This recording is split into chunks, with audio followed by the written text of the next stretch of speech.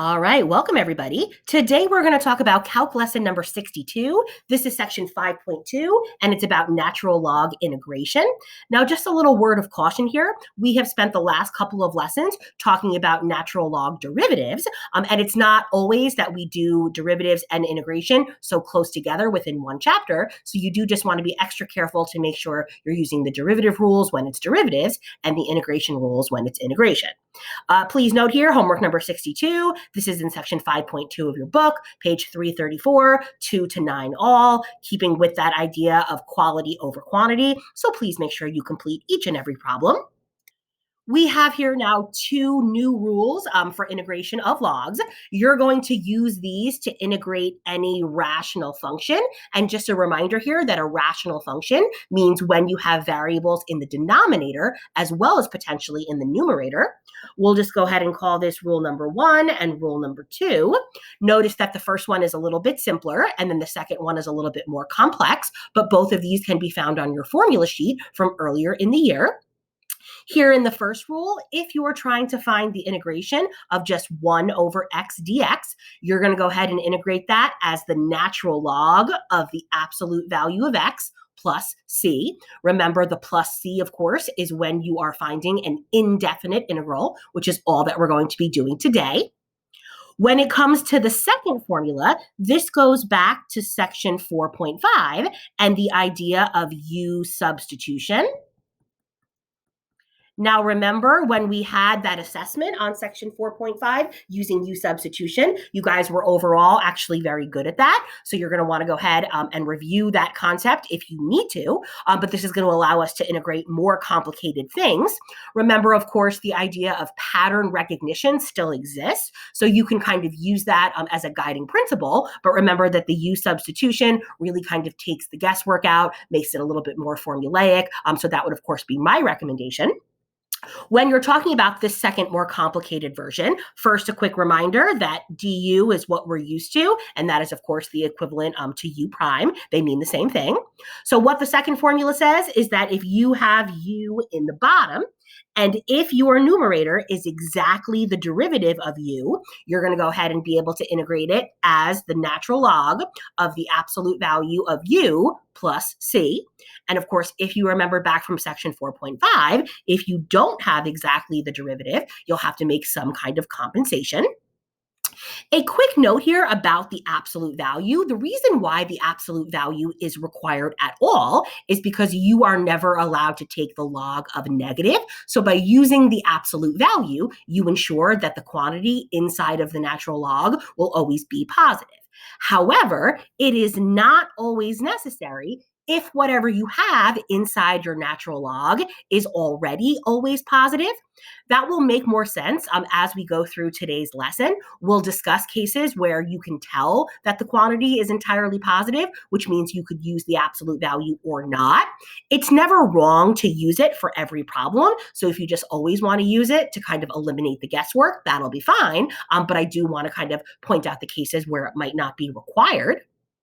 So all these problems in this lesson today are going to ask you to find the indefinite integral. Remember, the indefinite integral means that you do not have a start and an end, which means that every single one of your answers for today is going to need a plus c.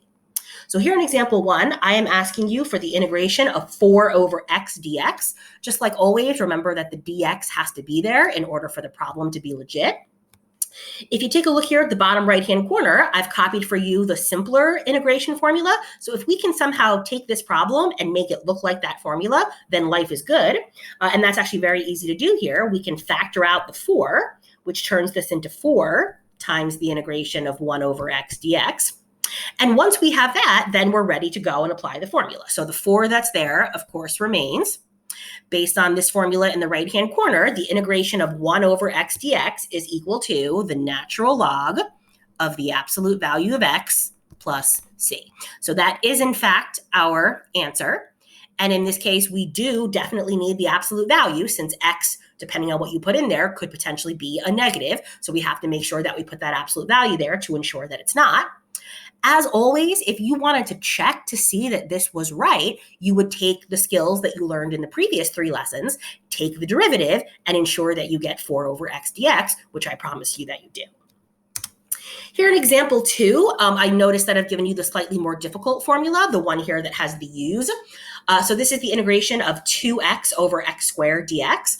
You might notice that 2x and x squared, you could potentially reduce an x, but because of what I want to show you, we're not going to do that. So in a case like this, because your denominator is something other than just x, you're going to go ahead and try to do this using u substitution.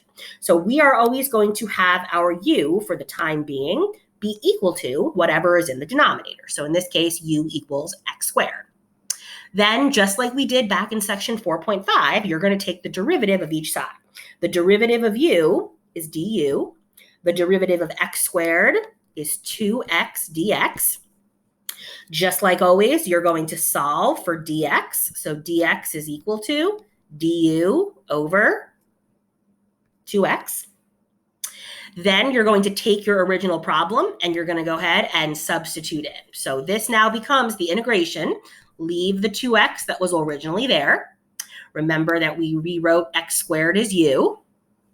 If you substitute in for dx, you're going to write that as du over 2x. Notice that the 2x's cancel, which is leaving you with the integration of 1 over u du. And as I reminded you on the previous slide, du is the same as u prime. So as long as you're able to get down to 1 over u du or u prime over u, you are allowed to integrate it using this formula.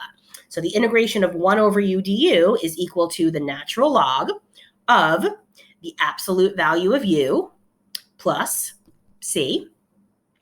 We will, of course, always go back to our x's in the final answer, which would make this the natural log of the absolute value of x squared plus c.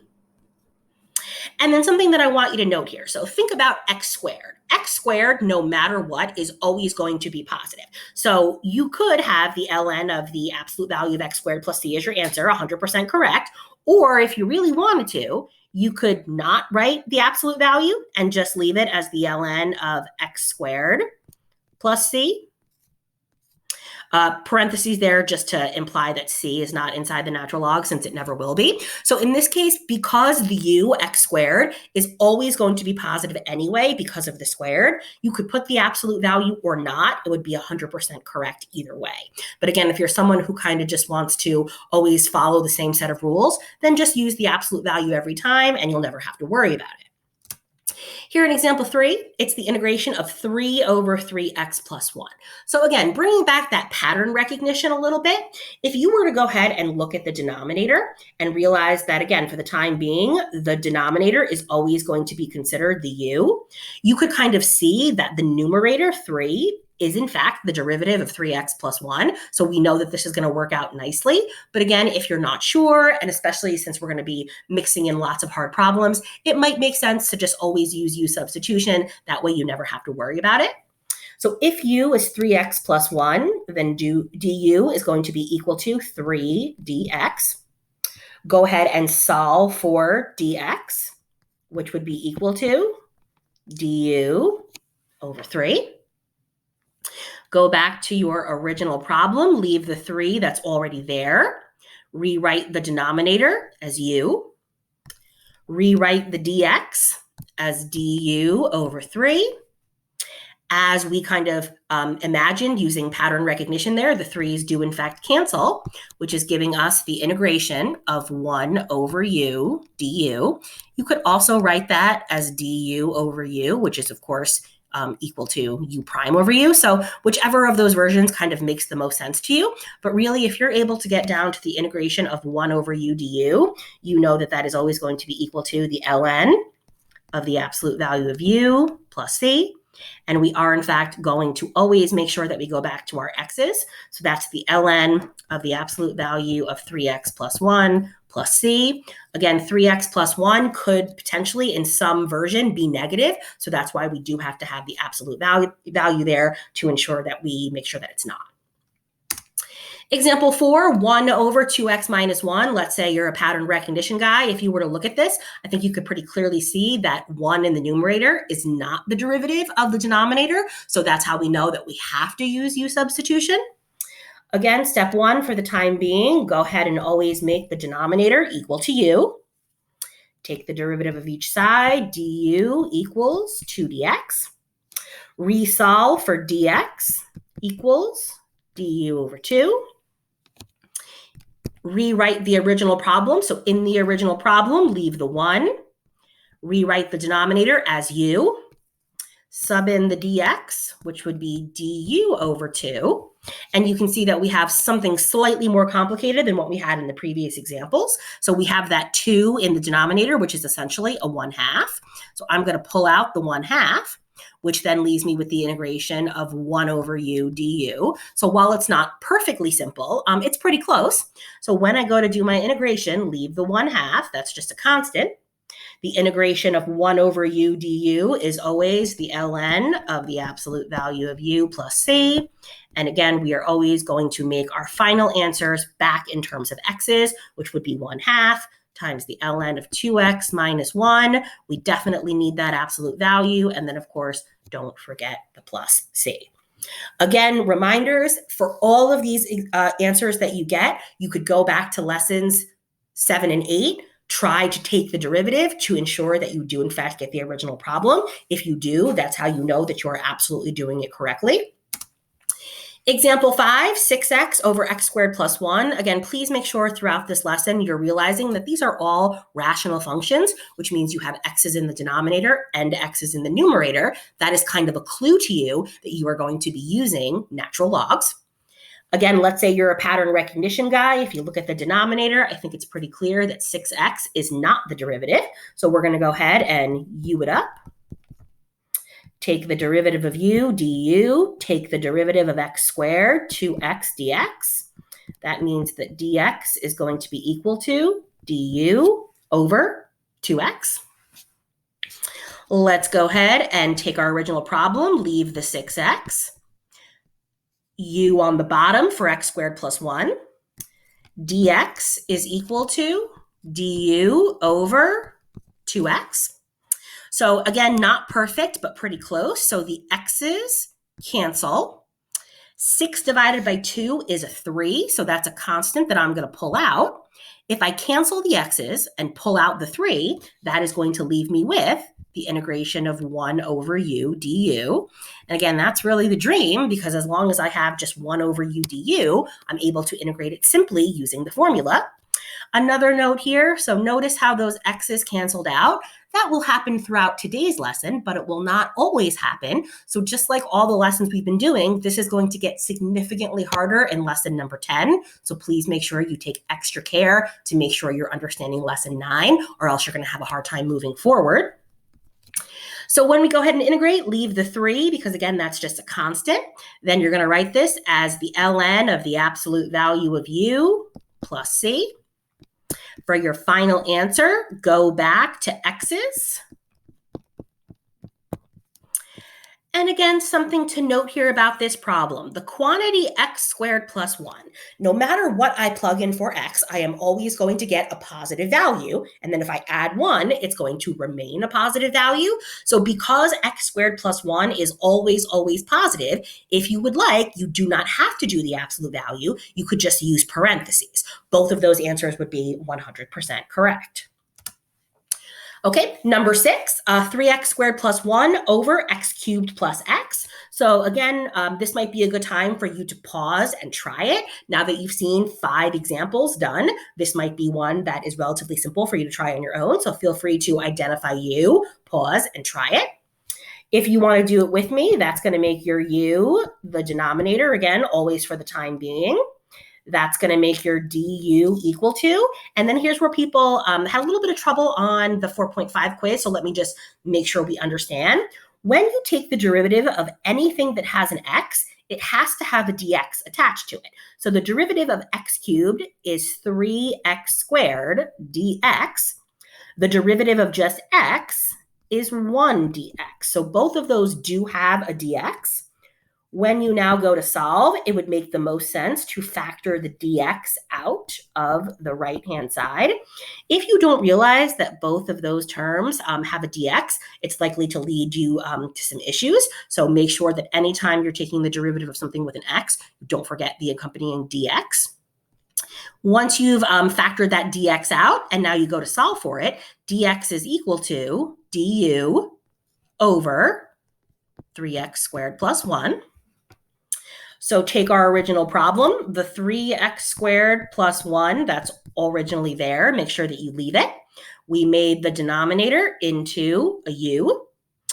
As I go to replace the dx, that's going to be equal to du over 3x squared plus 1. So again, if you had not made sure that there was a dx attached to both of those, it would have potentially looked like there was not going to be a cancellation. So you do have to take care to ensure that exactly what you want is happening. So here is a great example because of the 3x squared plus 1 cancels out entirely, which means all I'm left with is the integration of 1 over u du. That, of course, is going to integrate to be the ln of the absolute value of u plus c. And we are, of course, going to go back to x's in the end, which is the absolute value of x cubed plus x. And then don't forget about the plus c. The quantity x cubed plus x, there are plenty of x's for which that value could be negative. So we do, in fact, have to ensure that we keep the absolute value there. Our final problem of today is example 7, and it brings back some of the trig. Again, if you need a refresher on any of your formulas, integrations, or derivatives, you should hopefully have your green sheet handy. I think you've seen, especially in this virtual learning, that the green sheet is gold, so you definitely want to have that handy. So even though you have trig functions, that doesn't change anything about how we're going to attempt this problem. We are still going to assume that the denominator is where the u lives. The derivative of u continues to be du. The derivative of tangent, if you can't remember, go back and look at your green sheet, and it's equal to secant squared. That's just the rule. And then because there is an x involved, you have to follow it up with a dx. That means that dx is going to be equal to du over secant squared. As we go to rewrite, start with your integral. Leave the original secant squared. The denominator is u. Replace dx with du over secant squared. Look at that. The secant squareds cancel, which leaves us with the integration of 1 over u du. That is going to be equal to, of course, the ln of the absolute value of u plus c, which we are, of course, going to follow up by writing it as the natural log of the absolute value of the tangent of x plus c. And in case you're not sure, there are plenty of values for which the tangent could potentially be negative. So we do, in fact, have to make sure that the absolute value remains.